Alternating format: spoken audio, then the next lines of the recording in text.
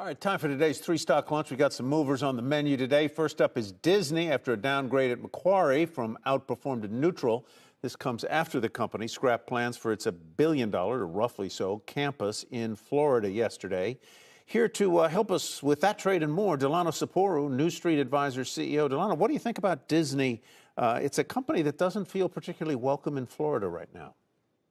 Yeah, it doesn't seem particularly welcome in Florida. And from my standpoint, I think it's one that I've owned for a while. But right now, it's opportunity for investors to potentially look at taking profits. If you look at the most recent quarter, the most compelling thing about Disney is looking at Disney Plus and how they were growing that side of the business, DTC. They lost 40 million subscribers, so that's obviously wasn't a good sign, but they did narrow losses in the segment. I think it's pretty clear that they're focused on cost cutting. As you mentioned, scrapping plans in Florida. There's a $5.5 billion cost reduction plan, which includes taking out some content. And so for me, the true allure of the stock was the growth, and it seems to be fading and shifting more towards efficiency and profits. And I think for investors, that might be time for investors to look at taking some profits or holding, but not potentially buying right at this time. Next up, we have Occidental shares up today after Berkshire Hathaway raised its stake in the company to nearly 25%. If Berkshire Hathaway buys, would you buy too?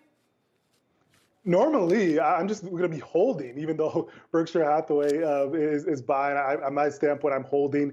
Look, I think, the big thing that I'm seeing is obviously the demand for energy has been down from the highs we saw in 2021. Oil and natural gas prices are really weighing on all oil companies, and Occidental is no different. The revenue did slip, and their earnings fell a lot. But I think if you see the silver lining, if you're looking at the bottom of lower demand in energy and natural gas, and that coming back a bit as we go into summer and the later half of spring, that could boost the stock. And also it's a strong dividend play. And I think that is something that investors could look out to as well.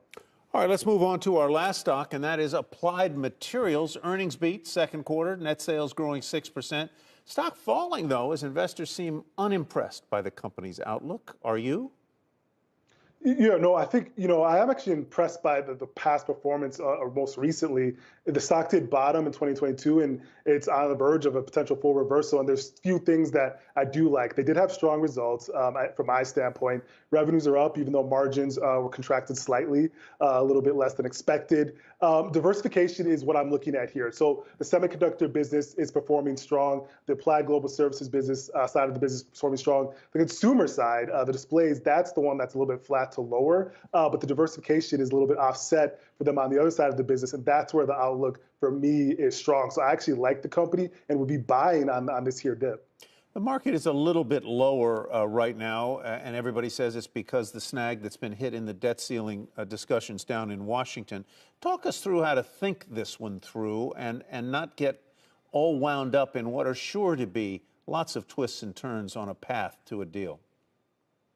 Yeah, for me, I think if you look at the prior instances, we have, reached some sort of agreement and abated default. So I think investors should stick to their plan here. So on our side, we really liked short-term treasuries just in the short term, in the near term. We do know that, obviously tech has performed really, really strong first half of the year, and it might be time for investors to take some profits and look into some value plays. You saw what some of the retailers said with consumers kind of looking strong, particularly with Walmart. Those are opportunities for investors to really, really hone in on companies that have a strong outlook, strong balance sheets, and are still producing profits in a time like this where there is a lot of uncertainty in the market, Tyler.